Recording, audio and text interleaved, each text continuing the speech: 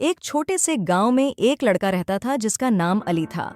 अली को कहानियां लिखने का बहुत शौक था, लेकिन उसके पास कहानियां लिखने के लिए कोई अच्छा कलम नहीं था।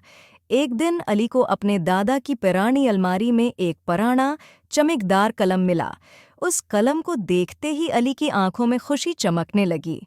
अली ने जैसे ही कलम से लिखना शुरू किया, कुछ अजीब हुआ। वो जो भी लिखता, वो हकीकत में बदल जाता। अगर वो एक शेर के बारे में लिखता, तो शेर उसके सामने आ जाता। अगर वो परिंदों के बारे में लिखता, तो परिंदे उसके इर्द-गिर्द उड़ने लगते।